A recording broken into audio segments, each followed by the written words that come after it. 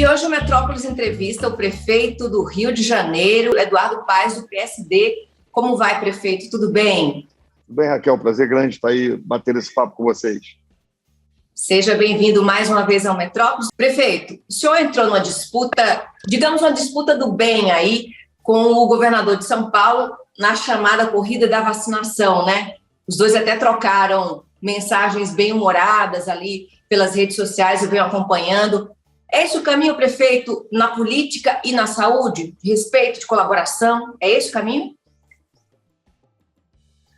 Eu acho que esse é o caminho em todos os campos, né? A gente precisa estabelecer no Brasil, na vida da gente, na atividade pública, a gente precisa estabelecer consensos mínimos, né? Não é possível que o Brasil não consiga caminhar e dizer, olha, certas questões, né, a gente deixa a disputa política de lado e vamos juntos caminhar. E acho que o combate à pandemia, enfim, o próprio processo de vacinação deve ser um desses processos. Então, né, foi uma disputa que, aliás, eu perdi, né, o governador Dória ganhou, mas foi uma disputa, né, que estimula as pessoas a se vacinarem, uma causa que é importante, um tema que aflige a tantos de nós brasileiros, ou a quase totalidade dos brasileiros. Mas enquanto a última pessoa não for vacinada, a corrida segue, né, prefeito?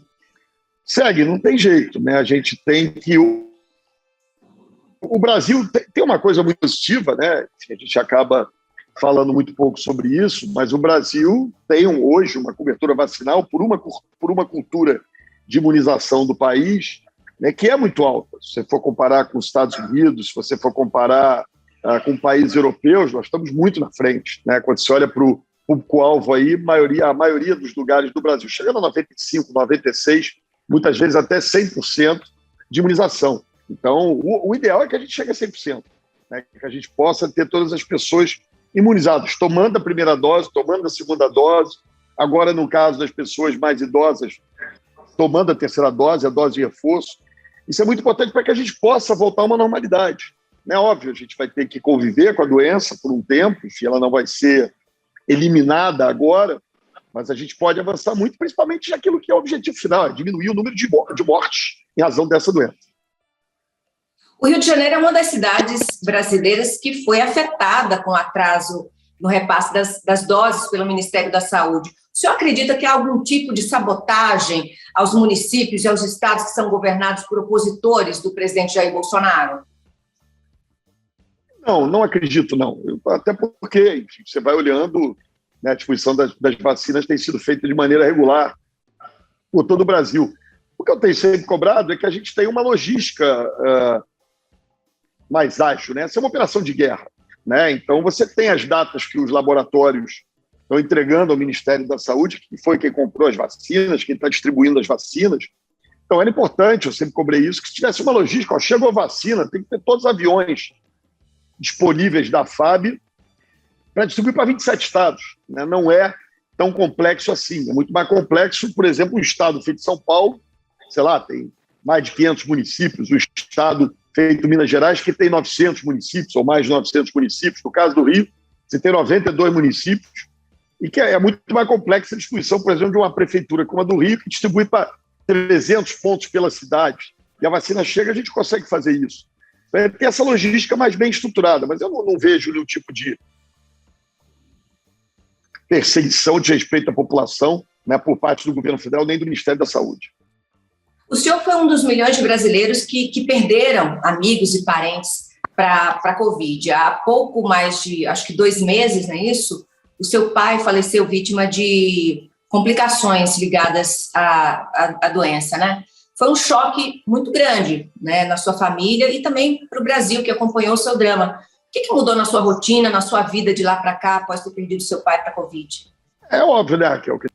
Essa é uma dimensão privada, né? A gente sempre tenta tratar aqui como prefeito da nossa dimensão pública, mas já que é um sentimento que eu divido com milhares de brasileiros, né, dá para a gente tratar um pouco disso, né? Enfim, e óbvio, é muito duro você imaginar que uma pessoa que está ali, óbvio, com uma certa idade já, mas, né, com saúde, querendo e com condições de viver mais alguns anos, desfrutando uma velhice, de filhos já criados, de netos que têm curtido, né, a gente vê uma pessoa ir embora por uma doença como essa, né? Então, é óbvio que é muito triste, né? Isso afeta a gente, mas, enfim, só me dá mais estímulo, gás, disposição para trabalhar para que outras famílias não vivam o drama que a minha família viveu com a morte do meu pai.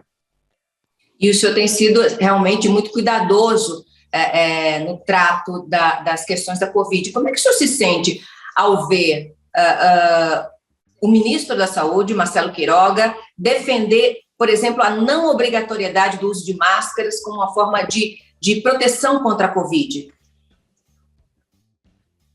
Eu vou ser justo com o ministro Queiroga, quer dizer, eu não vi essa defesa ainda escancarada, o que ele está dizendo, né, tentando ajustar, e aí é o seguinte, a gente vai chegar num nível de cobertura vacinal em algum momento, em outubro, mais para novembro, né, que é um nível muito elevado.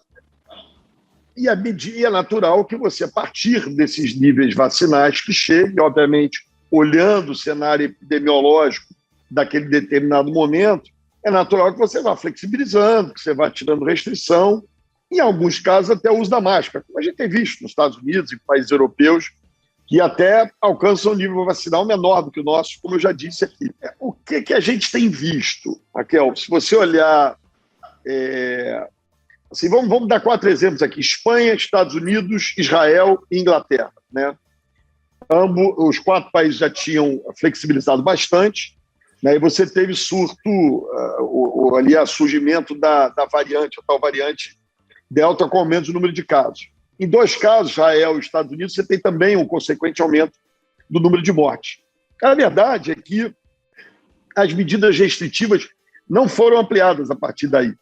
O que se houve é um cuidado terapêutico e uma pressão para a nova vacinação. No caso, já é a 3ª dose. No caso dos Estados Unidos, também é a 3ª dose. Quer dizer, a gente vai chegando no momento em que a cobertura vacinal ela vai atingindo um ponto e a disponibilidade de vacinas também permite, né, que você pode ter, sim, um cenário mais flexível, né? A gente tem que entender o seguinte, restrição demanda uma enorme coesão social, que é muito difícil de ser atingida. Num país como o Brasil, mais ainda, pela realidade da população, pela incapacidade de uma certa concertação política, pelo estilo do presidente, né? Enfim, que tem muita dificuldade, na minha opinião, de consertar, né? De estabelecer consenso com os governadores, com os prefeitos brasileiros. Isso faz com que a confusão seja muito grande.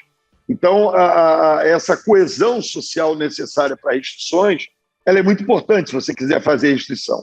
O que eu acho é que a gente vai chegando no momento em que a tendência é de uma maior flexibilização, óbvio, olhando para determinados públicos, e aí é uma coisa quase do cuidado individual, né? É óbvio que as pessoas mais idosas, está comprovado, são mais suscetíveis a contraírem, a agravar o caso e até chegar a óbito. Então, essas pessoas precisam ter mais cuidado, mas eu acho que, de novo, a tendência é, com o aumento da cobertura vacinal, a tendência é de uma flexibilização maior. É muito difícil você pedir hoje para a população, olha, não sai de casa, deixe de fazer tal coisa. No momento em que o país está sendo ameaçado por essa variante, que é 300 vezes mais perigosa do que a variante antiga, esse é o momento de a gente dizer ao povo brasileiro, olha, não precisa usar máscara, estou contra a obrigatoriedade do uso de máscaras, quando a gente não tem ainda um percentual seguro de vacinação. Esse é o momento de abdicar do uso de máscaras? Certamente que não é esse o momento, né? Aliás, eu fiz aqui o meia-culpa, em determinado momento eu anunciei um plano de abertura aqui na cidade do Rio de Janeiro, né, que foi como estratégia, inclusive, de conseguir a coesão social, foi muito equivocada da minha parte, né, porque a gente anunciava um plano de flexibilização a partir de setembro, outubro, novembro, no momento em que você tinha um crescimento da variante Delta. Então, não é nem o que tem ali de concreto no plano de flexibilização, porque ele partia de premissas sanitárias desenvolvidas por técnicos. Mas é um problema que a população entende, né? Na hora que você tem um aumento de casos, e o prefeito da cidade vai dizer, olha, dia tal nós vamos abrir um pouco mais, no outro dia também vamos, e vai poder ter evento, é óbvio que a mensagem, ela é uma mensagem equivocada. Então, não é momento de se tratar disso, de se falar disso, e muito menos em relação à máscara, esses cuidados mais básicos, de máscara, álcool em gel, algum nível de distanciamento onde ele é possível, né, ele é muito importante que seja mantida essa mensagem das autoridades sanitárias e não sanitárias para a população e que a gente pode alcançar isso muito lá na frente, repito, de acordo com o nível de cobertura vacinal que nós não temos hoje, né? Isso é importante dizer. Prefeito, na sexta-feira passada, o senhor prometeu dificultar a vida daqueles que recusam a vacinação. E entre essas medidas está a adoção do chamado passaporte da vacinação, que já está em uso em vários países. Esse comprovante vai ser exigido exatamente em que locais? Tendo em vista alguma instabilidade do Conect SUS, né, nós resolvemos adiar por mais 15 dias. Né, e também você teve setores de atividades econômicas que estão se preparando para isso e pediram um pouco mais de prazo. Essa é uma medida muito importante, porque ela induz as pessoas a vacinar. Nós já tivemos, desde o anúncio, na última sexta-feira, a gente teve um resultado muito rápido, aumentou enormemente o número de pessoas que não tinham tomado a segunda dose, que foram tomar a segunda dose no dia de repescagem, né? E é importante a gente fazer isso. Uma série de atividades, academias ginásticas, eventos, museus, teatros, aquilo onde é possível você estabelecer essa obrigatoriedade de apresentação da sua vacinação, a comprovação da sua vacinação, você estimula, né, parte da sociedade que eventualmente não acredita na vacina, acha que eu tomar vacina, ou ela vai tomar vacina ou ela não vai frequentar esses lugares. Algumas pessoas entendem no seu mundo negacionista, na sua visão de que a Terra é plana, né, de que, enfim, nós estamos aqui, isso seria uma medida autoritária, ditatorial, longe disso. Né? A pessoa pode optar por não tomar vacina. Agora, ela não pode optar por contaminar as outras pessoas. A questão sanitária, o interesse coletivo, está acima do interesse individual. Então, se a pessoa não quiser tomar a vacina, ok, ninguém vai obrigar a tomar a vacina. Agora, não espere que vá frequentar os mesmos lugares de quem tomou a vacina, porque quem tomou a vacina se cuidou, teve esse zelo, e essa pessoa precisa ser protegida, o interesse coletivo aí prevalece. Que outras medidas estão previstas nessa espécie de cerco aos negacionistas, aos anti-vacina, prefeito? Olha, eu acho que à medida que a gente for abrindo, né, e que essa condição, chamar de passaporte da vacina, seja o nome que se quiser dar, for sendo estabelecida e a vida for ficando normal para quem se vacinou, eu acho que as pessoas acabam se estimulando a vacinar. A gente teve essa demonstração muito clara na última semana no Rio. Repito, eu não tenho aqui o número de cabeça agora, mas aumentou brutalmente. Nós batemos recorde no último sábado, quando fizemos a repescagem, né, de pessoas que, a partir da decisão anunciada, disseram, vou me vacinar, eu quero ir para a academia de ginástica, eu quero ir para o cinema, eu quero ir lá para o museu, eu quero ir para o evento. Né? E vários atores econômicos também passam a fazer essa exigência. Né? Então, não tem aqui nenhum intuito autoritário, ditatorial, quer dizer, as pessoas acabam ideologizando uma discussão que é sobre a vida da gente. Né? Então, de novo, eu acho que essa chamada passaporte da vacina, carteira da vacina, seja lá o nome que se quiser dar, é muito importante para a gente completar a cobertura vacinal. 100% a gente nunca vai chegar mais perto disso, é muito importante. Prefeito, os cariocas eles sempre responderam muito bem às campanhas de vacinação. Para citar aqui só um exemplo, em 2019, o Rio de Janeiro superou aquela meta de 90% dos vacinados contra o H1N1. Só que de lá para cá, muita coisa tem mudado. A que se deve esse retrocesso, essa desconfiança da população com relação às vacinas, muito especificamente com relação à vacina da Covid-19? Raquel, aí a gente tem o líder político principal do país, que é o presidente da República. Em diversos momentos, ele colocou muito em dúvida a eficácia das vacinas, a necessidade das vacinas, apesar de, reconheço, ter comprado, enfim, com um pouco de atraso, mas comprou também as vacinas chegando. Na hora que isso foi colocado em dúvida, é óbvio que a mensagem que se passa para uma parcela da população é uma mensagem equivocada. Né? A partir do momento que você nega esse tipo de evidência, né? E são evidências científicas, né? Há comprovação científica, aliás, há uma diminuição do número de mortes em razão das pessoas terem sido vacinadas, né? Mas na hora que você tem uma principal liderança política do país vocalizando nessa direção, é óbvio que desestimula. Né? E começa a sair do armário aí um monte de gente que, enfim, tinha muito pouca coragem de dizer, desculpe, essas besteiras. né? Eu fico muito impressionado com as teses que eu tenho ouvido de diferentes segmentos da nossa sociedade, pelo Brasil afora, né? Então, essa mensagem política equivocada, é óbvio que ela prejudica o processo. Apesar da expectativa de uma baixa adesão aos protestos marcados agora para o dia 7 de setembro, feriado do dia 7 de setembro, em defesa do presidente da República, o governo do Distrito Federal vai mobilizar 5 mil policiais para esse feriado. Em São Paulo, a PM vai disponibilizar todo o efetivo para essa data. O prefeito de Belo Horizonte, semana passada, me disse que não vai precisar reforçar o policiamento na capital mineira, porque acho que não vai acontecer nada demais. Como é que o senhor está preparando a capital fluminense para os protestos e também os desfiles do próximo dia 7 de setembro? Raquel, eu concordo aí com o prefeito Calil, né? Eu imagino que nós vamos ter aqui as manifestações políticas normais, enfim, as manifestações que existem sempre no feriado da independência, os desfiles militares, e manifestações políticas de apoio ao presidente ou de contestação ao presidente, mas eu também tenho uma visão de que nada demais vai acontecer nesse processo. É óbvio que a Guarda Municipal, os órgãos que a Prefeitura dispõe de mais segurança pública, estão trabalhando em conjunto com a Polícia Militar, com o governo do Estado, para, em havendo necessidade, coibir qualquer tipo de distúrbio. Mas eu sou muito otimista em relação a isso. Eu acho que está se criando um fantasma sobre algo absolutamente normal, né? Que é o direito das pessoas não só de participarem dos atos que acontecem normalmente no feriado da independência, mas também, enfim, protestarem ou demonstrarem seu apoio ao presidente da República, opção contra o presidente da República. Eu acho que isso é algo normal em uma democracia como que a gente vive aqui. Mas o senhor pediu um reforço na segurança. Olha, o governador do Estado, eu sei, inclusive, que ele está fazendo uma reunião sexta-feira com todas as forças de segurança, há um planejamento em andamento, com o meu secretário de Ordem Pública e a Guarda Municipal participando ativamente. Vamos estar atentos para a contenção de qualquer distúrbio, como é o caso de qualquer manifestação que se imagine maior. Isso eu diria que é uma medida de rotina, mas eu quero de novo ressaltar aqui que eu não vejo nenhum tipo de risco ou ameaça. Eu acho que é importante, nesse momento, quer dizer, uma manifestação que foi marcada por apoiadores do presidente Bolsonaro.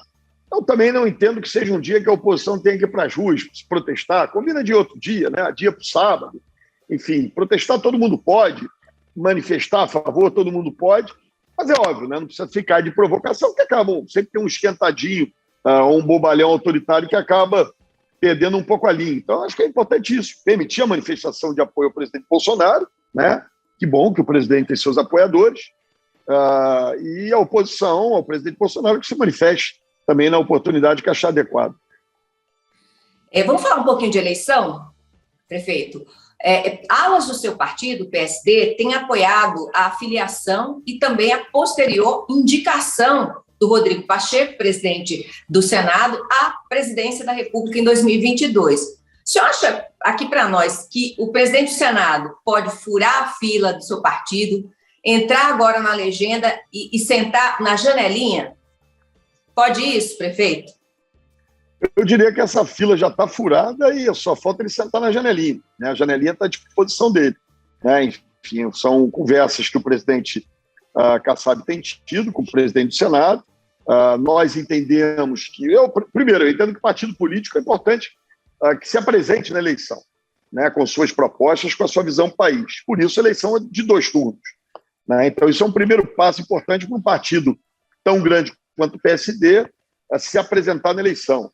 Segundo, é importante que a gente tenha no Brasil uma candidatura com características de construção desse consenso a que eu me referi aqui no início.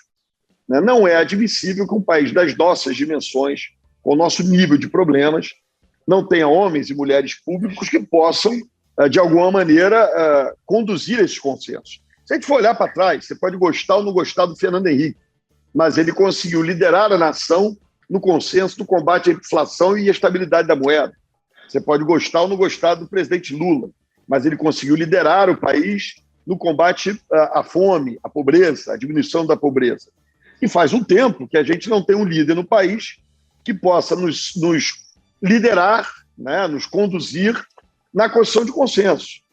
Eu acho que o presidente Rodrigo Pacheco ele tem muito esse perfil, né, um homem de diálogo, preparado, conhece os problemas nacionais e pode nos conduzir e nos ajudar na condição desse consenso. Não é que todo mundo vai ficar pensando igual, não. Vai ter sempre governo, vai ter sempre oposição, vai ter sempre gente a favor, vai ter sempre gente contra. Isso faz parte da democracia e que bom que é assim. Se todo mundo pensasse igual, era ditadura, né? A gente não ia bem. Mas alguns consensos mínimos o Brasil precisa estabelecer. Não é possível que nós vamos permanecer o tempo todo nessa luta fraticida e que quem sai perdendo é a população e o país. Mas o senhor acha que o PSD ele tem força política, ele tem capilaridade política para lançar uma chapa, para encabeçar uma chapa à presidência da República? Eu tenho absoluta convicção que sim.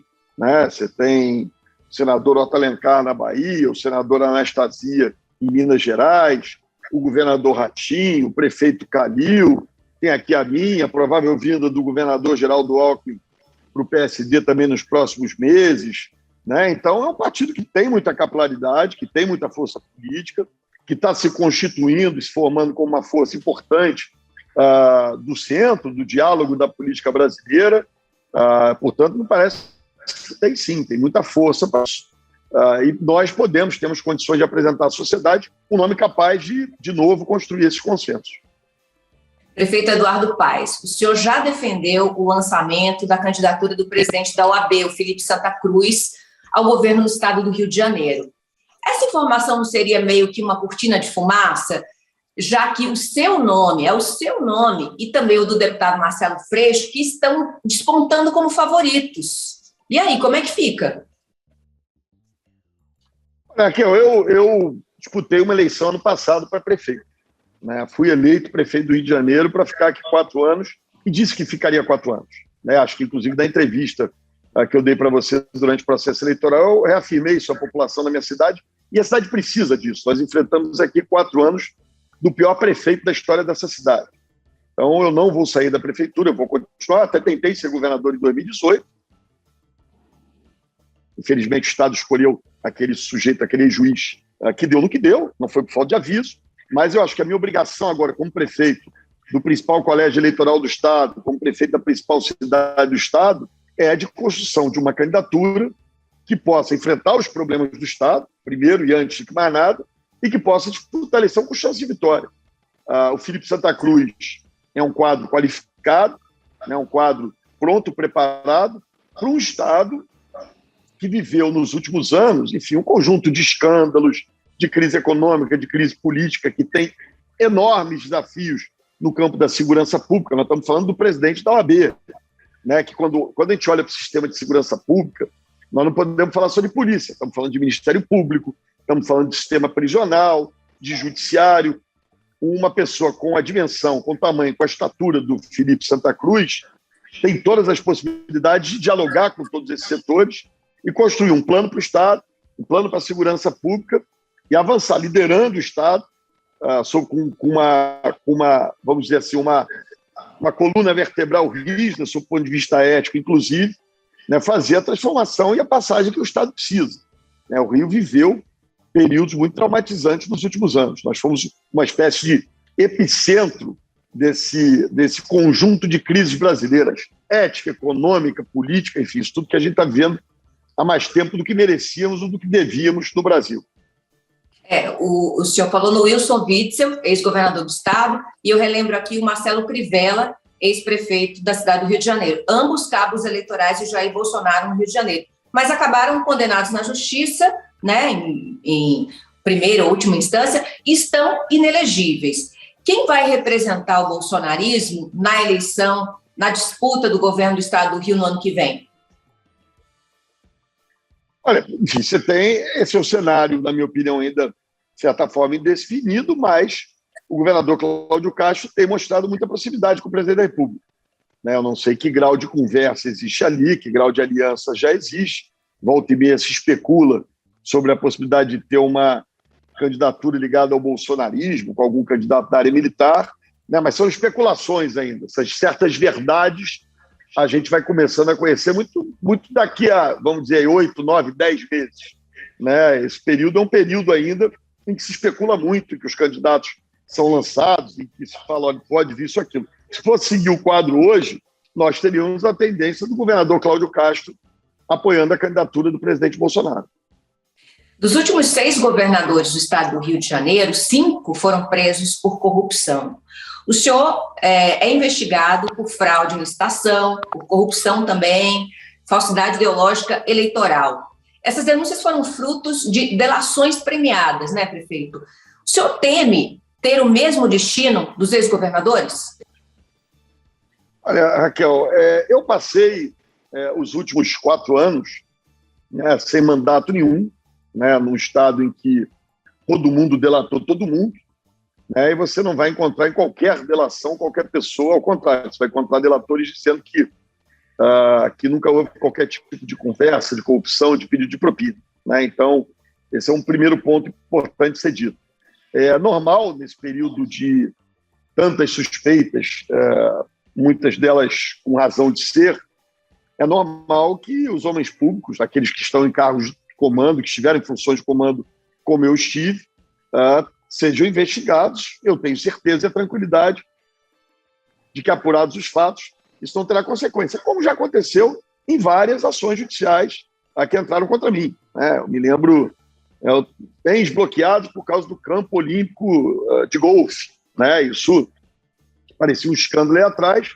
A Justiça já decidiu, em segunda instância, inclusive, que não houve nada no caso. E aí você vai, infelizmente, essa é uma realidade do Brasil, acaba se colocando sob suspeita excessiva as pessoas, isso acabou incentivando, por exemplo, o grande argumento que o ex-juiz 171, o tal do Witzel, usava contra mim na eleição de 18 era isso, era citar esses casos. Ele parou, acabou dizendo que acabou e eu estou aqui. Né? Então, eu tenho muita tranquilidade em relação a isso. Agora, nós todos temos que responder pelos nossos atos, dar a nossa justificativa. Infelizmente, no Brasil se criou a cultura do primeiro se culpa, depois vai ver se é culpado mesmo. Né? Enfim, a notícia é grande quando sai a denúncia, a notícia é pequenininha quando se é absolvido. Mas, enfim, quem está na chuva é para se molhar, quem escolhe a vida pública tem que responder por seus atos que cometeu e que eventualmente não cometeu. Mas é difícil administrar, prefeito, tendo uma espada de Damocles sobre a cabeça. Como é que o senhor lida com essa demonização da política? Olha só, não é difícil administrar com essa espada, não. O difícil é disputar a eleição com essa espada. Né? Porque você é acusado, eu me lembro, em 2018, eu disputei a eleição contra o Garotinho, você sabe onde é que ele terminou.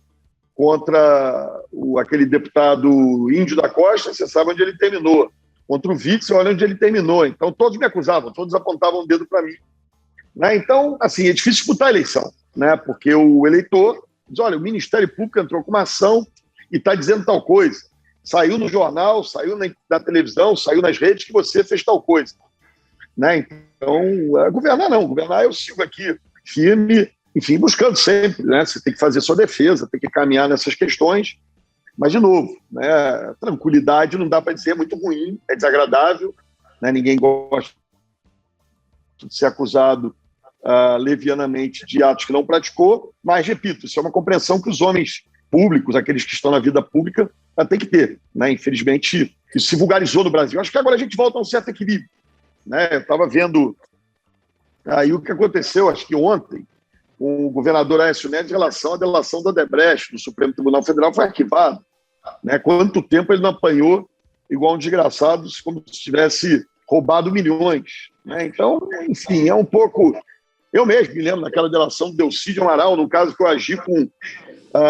fui relator da CPI do Mensalão, né? Enfim, colocamos aí vários daqueles que cometeram delitos sendo condenados pela justiça e o Delcídio lá para se livrar da cadeia inventou lá uma história. Demorou 3 anos para ser arquivado, foi arquivado. Né? E todo mundo lembra da acusação, não lembra do arquivamento. Mas, de novo, esse é o ônus da vida pública que a gente tem que ter firmeza, coragem para enfrentar. O senhor falou uma coisa certa, né, prefeito? As pessoas lembram da acusação, mas não lembram da inocência, né? Não lembram, não se repercute a decisão final da justiça sobre aquela acusação, então fica como se a classe política fosse toda manchada, fosse todo mundo no mesmo saco de gatos, né? Mas vamos falar um pouquinho agora da privatização da SEDAI, que é a Companhia de Águas, a gestora das águas no Rio de Janeiro. A privatização agora dos dos 4 blocos, né, arrecadou 22,6 bilhões de reais. Com isso, as concessionárias vão poder aí explorar à vontade a gestão da água no Rio de Janeiro por nada menos que 35 anos. Eu pergunto, o leilão não foi extemporâneo, pelo menos nesse período pré-eleitoral, é que prefeito já há quem desconfie que parte desse dinheiro será desviada exatamente para uso em campanhas políticas. Olha, vamos lá por partes, né? Primeiro é o seguinte, essa é uma agenda do século XIX, esgoto, que o Brasil não conseguiu resolver no século XXI. Né? O caso do Rio é clássico, né? Quando você tem uma cobertura de tratamento de esgoto, especialmente, muita falta d'água, mas especialmente no caso do saneamento, esgoto, você tem uma cobertura baixíssima.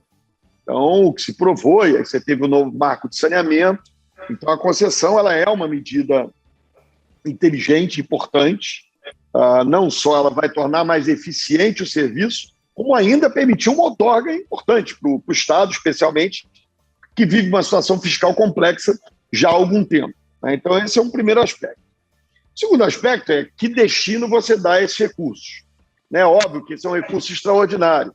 Ele não deve servir, por exemplo, para medidas de custeio da máquina pública, para aumentar salários, porque é um recurso que vem, mas que não se repete.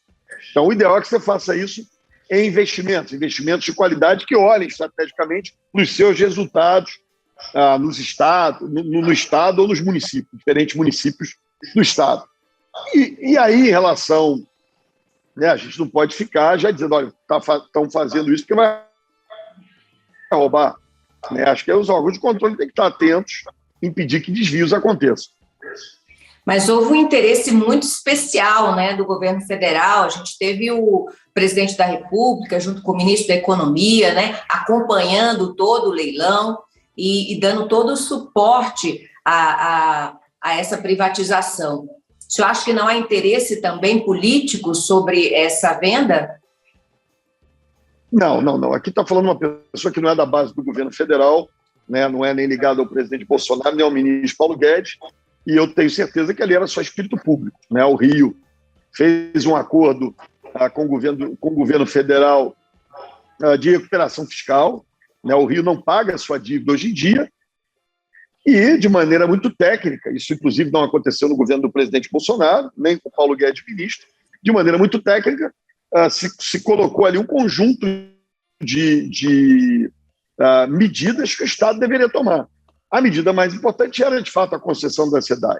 Então, esse é um caminho importante para o governo do Estado ir equilibrando suas contas e avançando. Então, eu quero, nesse caso aqui, defender o presidente Bolsonaro, o ministro Paulo Guedes e o governador Cláudio Castro. E ali estavam fazendo aquilo que era importante para o Estado e que era também uma obrigação contratual no acordo de recuperação fiscal do Estado com a União.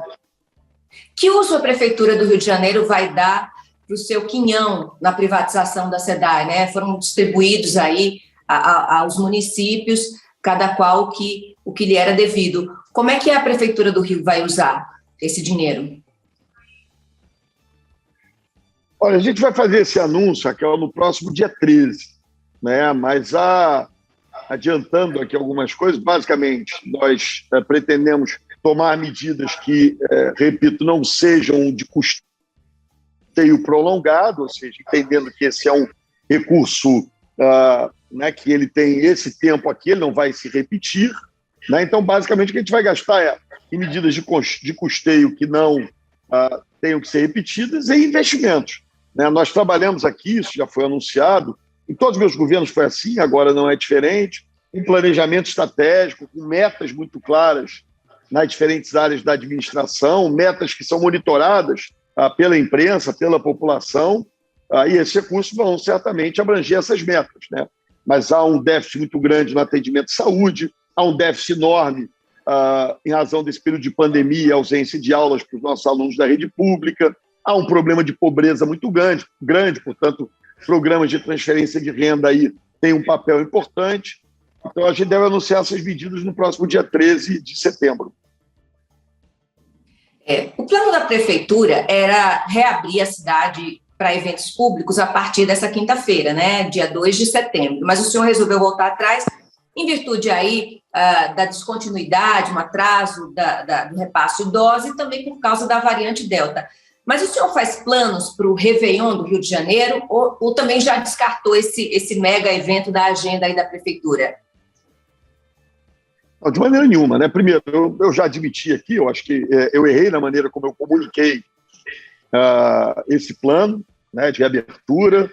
Enfim, acho que a gente exagerou um pouco na celebração, isso mal comunicado gera efeitos concretos na percepção da população, principalmente num momento como esse.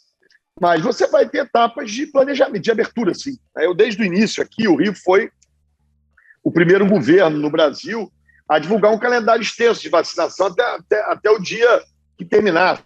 Me lembro que começou terminando dia 21 de outubro. Isso dá um norte de planejamento. Você tem que ter planejamento. Então, nós vamos ter, sim, a nossa fase de abertura e nós vamos estar com uma cobertura vacinal em dezembro, que é de quase 100% da população. Não há porquê, a não ser que haja um evento absolutamente extraordinário, nós não trabalharmos já para o Réveillon. O Réveillon você não organiza em uma semana, né? Se organiza com algum tempo, o próprio Carnaval. Nós acreditamos, dados os avanços da cobertura vacinal, que esses eventos serão possíveis.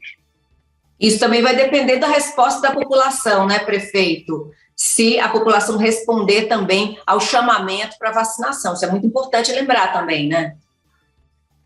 Isso, eu até digo isso, tenho dito para aqueles que estão criticando o passaporte da vacinação, né, que negam a vacina, que acham que a Terra é plana, né, que na sua ignorância, por favor, né, entendam que no mínimo esse passaporte da vacinação e se vacinar é a possibilidade que nós temos para reabrir.